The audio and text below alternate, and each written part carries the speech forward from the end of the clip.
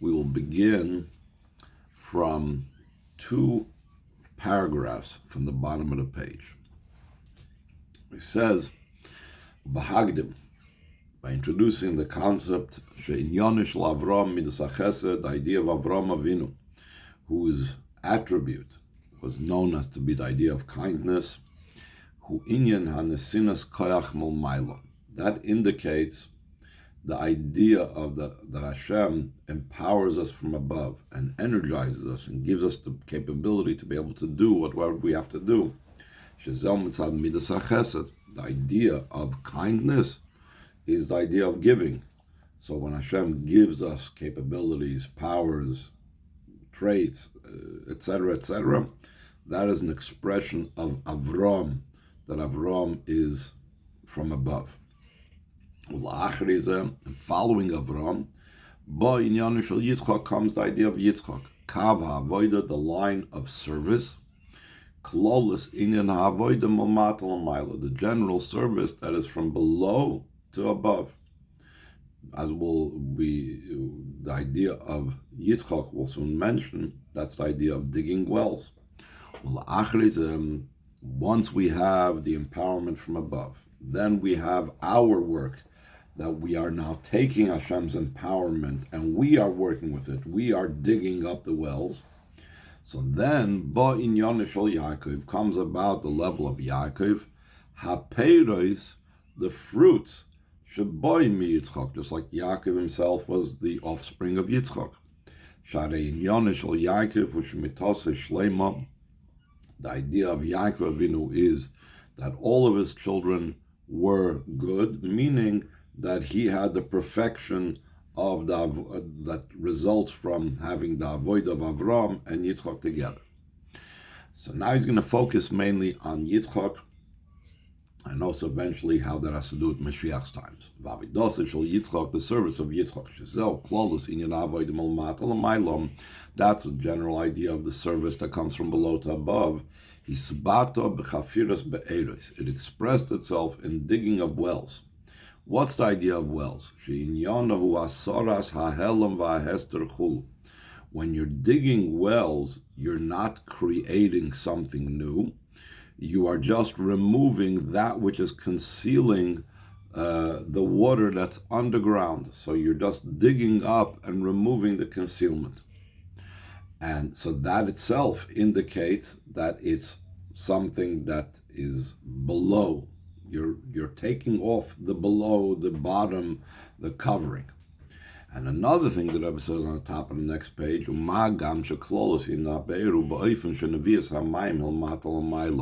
the general idea of well is that the water is going from below upwards. So that also indicates the idea of the avodah malmata l'mayla. This is the idea that the actions of the forefathers are a signpost, and also, like we've many times mentioned, an empowerment for the children. The avoid of Yitzchak in digging wells, it acts as an empowerment to every single Yid. He shouldn't say, it's not within his capability to reach the light of the neshama. While it's concealed and covered because it's enclosed in the body and the animal soul, that cover and conceal the light of the neshama. So he should know that it's not something that's impossible for him to reach and to attain. Yitzchak opened up and paved already the road for the avodah shel asaras hahelem v'hesar dechfiras habeidus, of removing the concealment and the covering that takes place through the digging of wells. And through what Yitzchak did, Nosen gam lo yas hakoyach lahosir es ha'alomis v'estedem al-lekus. He also gave the empowerment and possibility to remove the concealments and coverings over godliness. Okay, Divrei HaMishnah Mesechtes Eidiyos, like the Mishnah says in Mesechtes Eidiyos, Ha'av zoichel ben chulu, that a father gives over and acquires for his son. So in a similar vein, skip the parentheses. So too the forefathers give over all their matters to their children after them. Let's skip over to the next paragraph. The paragraph that's only a one line. In addition to what Yitzchak did is an empowerment for us, but it's also a lesson and directive. Is just like Yitzchak sent his servants to dig wells. So to every person, every Yid has to send his servants, the powers of his soul. Specifically, a servant indicates bittul. So it means specifically the powers of Hakoyach Shel Mesiras Nefesh v'Kabbalas Oil. Being a servant is the idea of self-sacrifice for the master, accepting the yoke of the master. So he has to take his servants and use them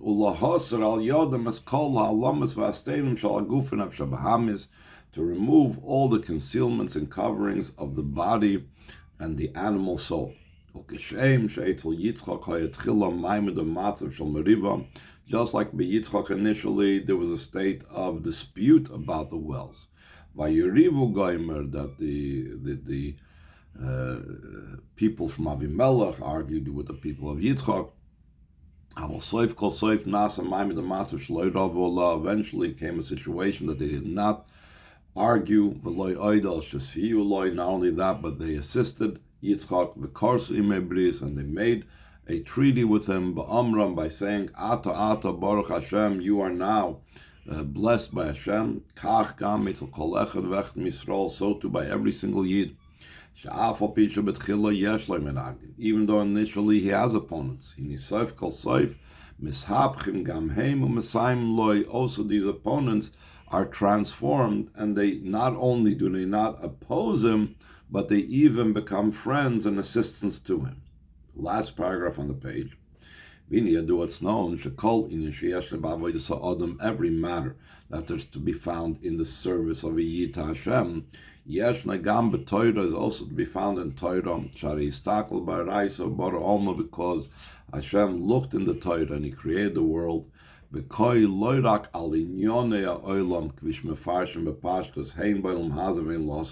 doesn't just mean that worldly matters. Hashem used the Torah as a blueprint that you want to know, trees, forests, this, that, mountains, whatever. That is coming from the Torah. That's what Hashem looked in the Torah to make a blueprint, whether it's the way that the world is now, or whether the way it's going to be when Moshiach comes. But it also, when Hashem created the world, by looking into the blueprint of the Torah, it also refers to all matters of a person's service to Hashem. All of them are derived from Torah. In a similar vein, in our topic, the general idea of the service of Avram, Yitzchak, and Yaakov that we mentioned now is also to be found in Torah. Top of the next page, the idea behind this is this bar la'el was previously explained in the beginning of what we started learning today. The idea of Avraham Avinu is the idea of drawing down from above to below. That's the idea of kindness, the giving. Hashem shares with us the power and the strength. Following that comes the avodah of Yitzchak, that's the avodah from below to above. To split open, to break through all the concealments and all the coverings, until it becomes a state situation that there's no opponents in opposition. An example of this in Torah, where you find this revelation from above, and then there's a level of what we need to break through and open up beyond all the concealments. He says, the idea of Avraham Avinu from above to below, it's like the entire Torah is taught to a child, to a baby, when he's still in his mother's womb. This study is not by the power of the child's own mind, but rather it's what's given to him from above. It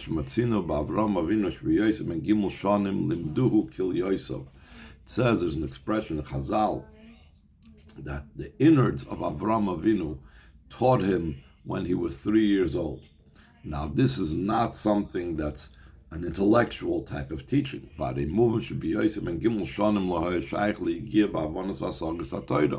It's understood and clear that when he was 3 years old, he wasn't, the whole idea of toiling in Torah and putting effort in Torah and comprehending Torah was not something that was applicable to him. Rather, it was a type of study that comes from above. Following that, there's the Torah study that's from below to above. That's a study in a way of effort. Like Chazal say, if I put in effort, then I will find. As opposed to if I don't put effort into Torah study, one cannot comprehend the Torah. Let's skip down to 2 paragraphs on the bottom of the page. In a general way, this is the difference between the revealed part of the Torah to the inner part of the Torah. The revealed part of the Torah is called the tree of good and bad. We've had this not too long ago in Tanya Chitas. Yesh kushis vestiris, there is all types of questions and contradictions.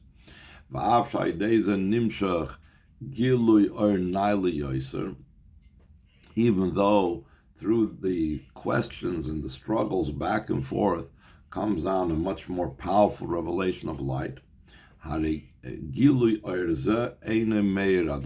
This revelation of the great light that comes about through all the questions and answers of the revealed part of the Torah, that doesn't yet illuminate the person.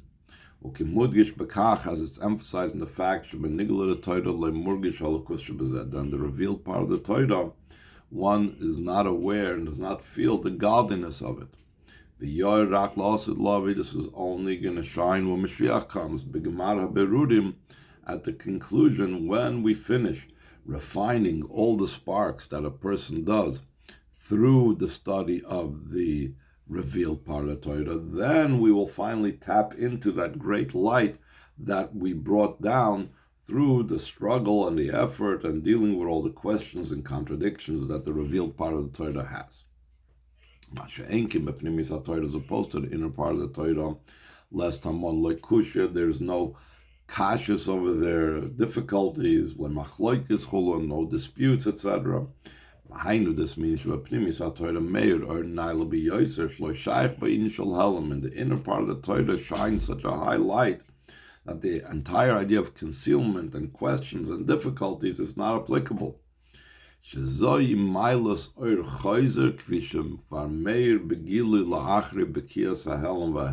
is called the rebounding light that shines after the revelation that comes from the concealment, so then the powerful rebounding light is such that it's too high that anything can ever cover it over. And then the Rebbe says a very interesting thing, that the property of the inner part of the Torah is so strong because it's such a powerful light that it's beyond any type of concealment, that it can actually affect a person in a much more powerful way. So he says in the second paragraph, according to this, we could explain an additional quality in the inner part of the Torah.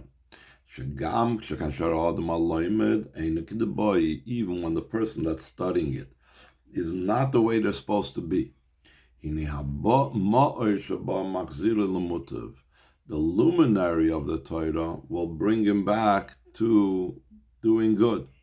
But like it might be nigla the Torah, not as opposed in the revealed part of the Torah. When the person that studies it is not the way they're supposed to be. That concerning this, it says that Hashem tells the Rasha, why are you telling over my statutes? Why are you learning my Torah? So how come the inner part of the Torah is not a problem, but the outer part of the Torah is a problem? So he says,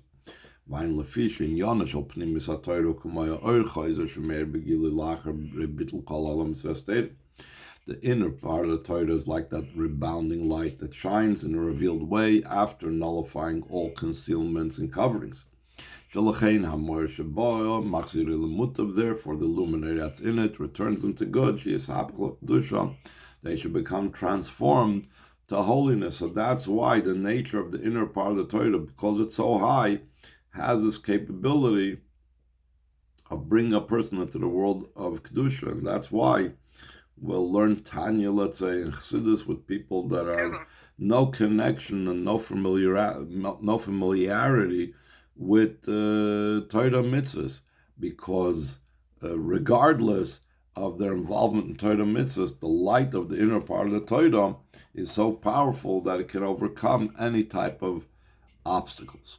Let's skip the third paragraph to the fourth paragraph on the page.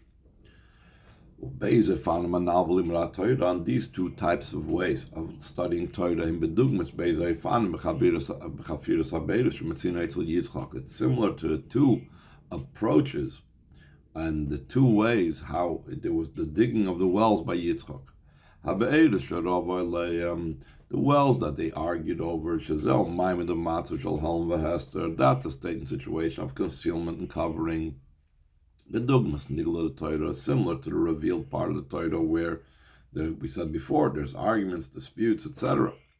On the well that they did not argue over, that's a state and situation without any concealment, not any covering, but just the opposite. Baruch Hashem, they told him, now you are the blessed one of Hashem. That's bedugmas primius HaTorah. That's similar to the inner part of the Torah. All of this, both the struggle and overcoming the struggle, comes down by Yaakov. By him, there was the perfect children. All of his children were good. And also in a way of many children. Again, Avraham had one good, one not so good. Yitzchak had one good, one not so good. But even how much they had was very few. But Yaakov had many children, they were all good. Though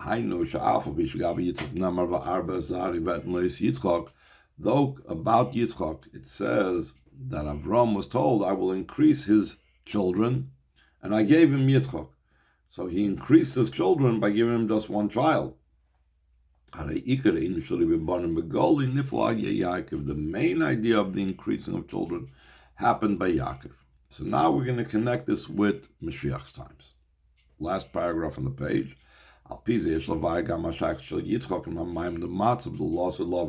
to the above, we can explain the association of Yitzchak with the state and the situation as when Moshiach comes. By first prefacing, Isa b'Gemara is brought down the Gemara shall asid lavi, and when in the future time when Moshiach comes, Yoimru Yitzchak davke kiyata avinu. Specifically, Yitzchak will be called, "You are our father."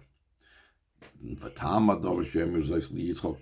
reason for the matter why they will say it specifically to Yitzchak, is not to the other forefathers. The service of Yitzchak was in a way that corresponds to the revelation of the future times. Therefore, when this, what Yitzchak embodied, will be revealed by all Yidden, so then the Yidden will see themselves in their experience of Mashiach's times in Yitzchak, so they will call Yitzchak their father, because that powerful revelation, that type of revelation that it's not possible to be any more concealment, that's Mashiach's times. And that's what the avoid of Yitzchak was, that we said before, that rebounding light, that digging of the wells where there was no more arguments, where they recognized and they helped him, and so on and so forth. The Indians, the second paragraph, Masim Gam Mamuva Pirish Rashi, and this also corresponds with what's brought down in Rashi's explanation. Afal Bishlam Etzinu Mikra Shich Dakash Baruch Shmuel Tzadikim B'Chayim Lichte Velakei Ploini, though we do not find in Chumash that Hashem associated his names with Tzadikim in their lifetime to say the God of so and so, Kan Yichud Shmuel Yitzchak. But when it came to Yitzchak, he did associate his name, Elokei Yitzchak. How come? Lefishako Einov, because his eyes were weakened, the kolu abayis, and someone that doesn't have good eyesight is like trapped in his home, he's like locked up in his home. V'adeu kemes, he's like a person that's passed away. V'yitzahara pasuk man, when the Yitzahara left him. What does this mean in the positive? Kach, this means sha'oid b'chayav hois avidosik my boil mabah. While he was alive, his avodah was as if he was in the world to come, lost in love in the future time. There's no Yetzirah, there's no challenges of the world. Based on this, we'll also understand another thing. It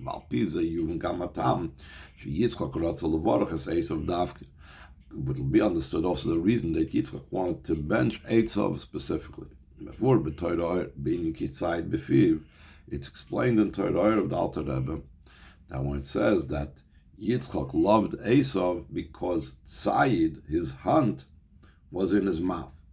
What does that mean, his hunt was in his mouth? So Chassidus explains, the Alter Rebbe in Torah explains, that what was in Esav was Eitzel Esav Hayanitzoitzis Kedusha Nailim Chul. Esav had very, very high sparks of holiness. Therefore, Yitzchak wanted to refine and elevate those powerful sparks that were embedded in Esav. That's the meaning that the hunt was in his mouth. There was a very high level for Yitzchak that he wanted to elevate. That's the general idea of the avoid of refining the sparks. That's connected with the avoid of the actions of Torah mitzvahs. Benigul Yaakov, as opposed to Yaakov, in Yoni Talmud, that Yaakov was primarily about Torah study. He was known as Yoshev Eholim. He sat in the tents, and Rashi explains it means the tents of Shem Ve'ever. It's known that when Moshiach comes, action will be the greater one, not Torah study. Not like at present, where Torah study is greater. Though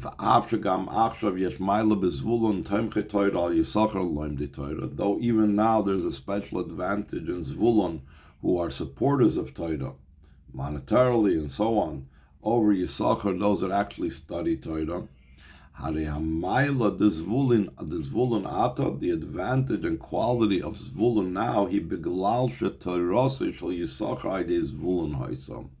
it's because he is the cause, he is the enabler.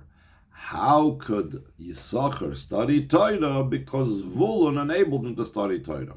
So it's not really a quality of Zvulun on its own. It's just a quality that Zvulun enabled Yisachar.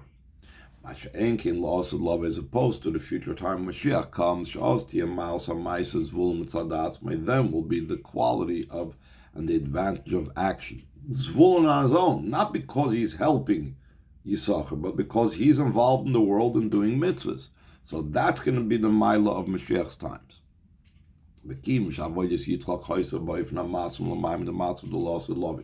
Since the service of Yitzchak was in a way that was appropriate to and corresponding to the state and situation of Mashiach's times, that's why Yitzchak wanted to give the bracha to Esav.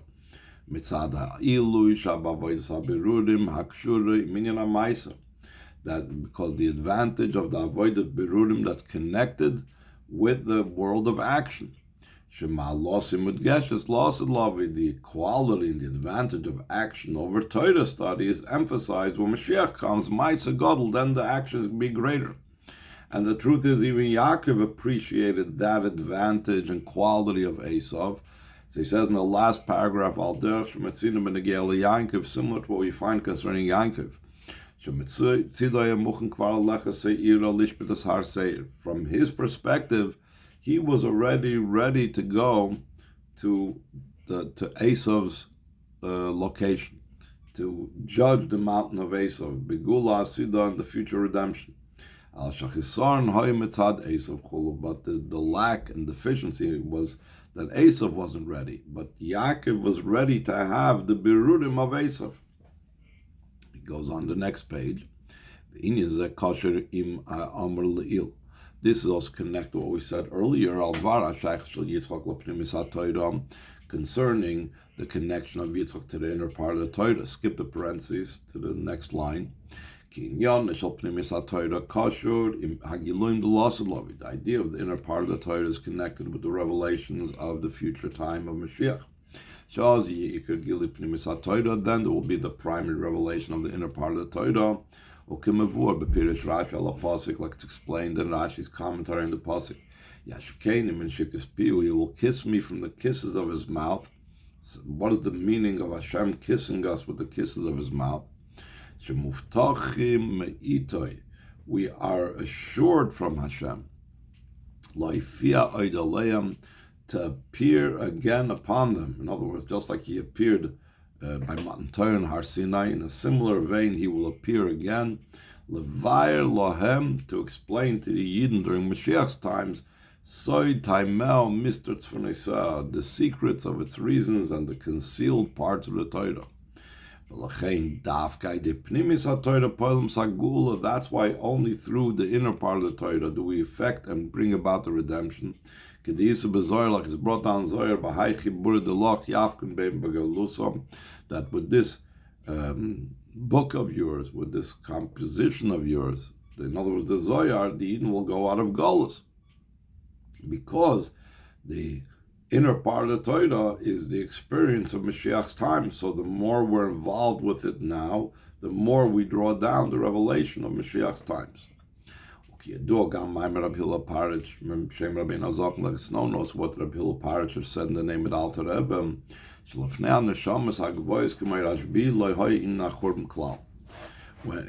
In the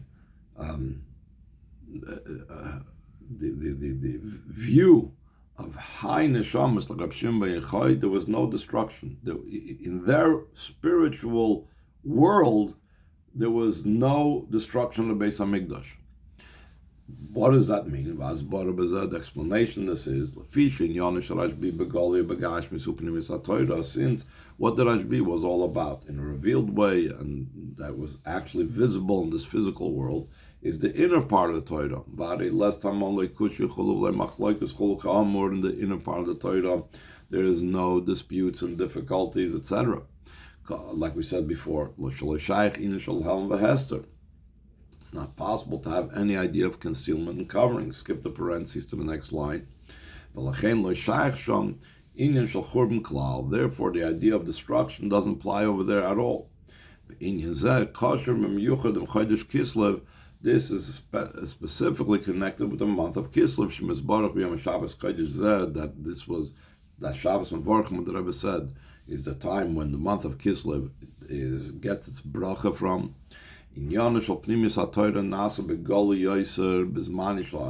idea of the inner part of the Torah became more revealed in the times of the Arizal, and even more so, B'shnas Tov Kuf, in the year Tov Kuf on the Hebrew calendar, B'smichas Osmanis Gal Baal Shem Tov, close to the time of the revelation of the Baal Shem Tov, because this the time of 500 is when it's after Friday afternoon, etc., and so on. Until even more so the revelation through the Alter Rebbe, especially when the Alter Rebbe went through what it says that an olive doesn't bring out its oil only through pressing. So the Alter Rebbe's pressing was Aida Meiser of Peterburg, that through the imprisonment in Petersburg, the capital of Russia, as it's known, after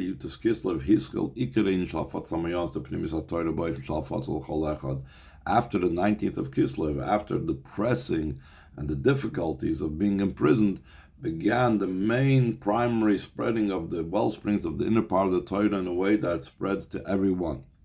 According to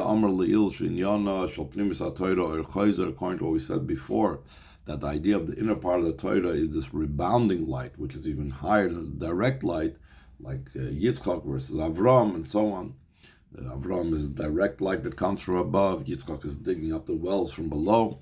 Yes, Levair, Masher Akasav, Rabbeinu Azakin, Oidus Geulah Bitas Kislev. We can explain also what the Alter Rebbe described about his redemption that took place on the 19th of Kislev. It was on a Tuesday that Hashem said twice that he saw and it was good. And the Rebbe says that in that year, when the Rebbe said the Sikh in Tavshin Chav Zayin, it was on Tuesday. And I believe this year as well, in Tavshin Pei Vav, it's also on a Tuesday. Let's skip to the last line of the page. Seemingly it's not understood. Also the first time it says Toiv on Tuesday, since it's a Toiv that says Torah saying, calling it good. So therefore, if Torah calls it good, it's a true goodness. That's a complete goodness. There's nothing missing. What does the second time saying Kitov add to the first Kitov? But the idea behind this is the Rebbe says, the first Toiv is in the way of a direct light. And afterwards was added the second level of Kitov, that's in the rebounding light that we were saying before, that the rebounding light is even higher. It's an entirely different world of Kitov. That's the emphasis that Yutis Kislev comes out on Tuesday. That was repeated Kitov. Since the revelation of the inner part of the Torah, which is what Yutis Kislev is about, kosher and Bar Chayzer is connected with the rebounding light. That's the second Kitov. This is also connected with the parsha of our week that says, and Hashem should give you. The Yitzchak began the bracha, and Hashem should give you. So the simple question on the pasuk is, why does it say, and Hashem should give you? Why does it say, and? And is when it's continuing to something I said previously. The Yitzchak began the bracha to Yankov by saying, Hashem should give you. It should have said, Yitan l'cha elikim etal shmaim shani arts. Why say, and? Umefarish Rashi. So Rashi says, the vav indicates addition, increase. Yitain v'yachzer v'yitain. Hashem should give, and he should give again. So the Rebbe is going to ask the same question, similar to the twice Kitov. Seemingly, it's not understood. Why is there a need to give again if he already had a gamma? Since the first giving is also in a way that whoever gives, he gives with a good eye, meaning that a person, when a person sells you something, he's usually going to be exact. You bought a dozen eggs, you're not going to get 13 eggs. There's exceptions. You can get a baker's dozen of something, but normally you get what you pay for. You don't expect to get anything more. A gift, and sometimes you can get even less than what you expected. A gift, the person is giving it to you because he wants to share with you. He likes you. There's something going on over here. So that gift is something that comes about because of your the giver wanting to share. So he's not going to be stingy with what he gives. So if so you already have the giving the first time around in the best way possible. Kinder, okay? Befrat, and especially so, this is how much more so, that, sorry. Okay. That the especially Kasher Medubar when we're talking about a gift that's coming from above. It's not like the gift down here below. That when a person down here gives, often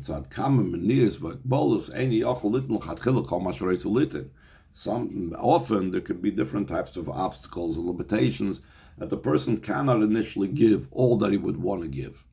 As opposed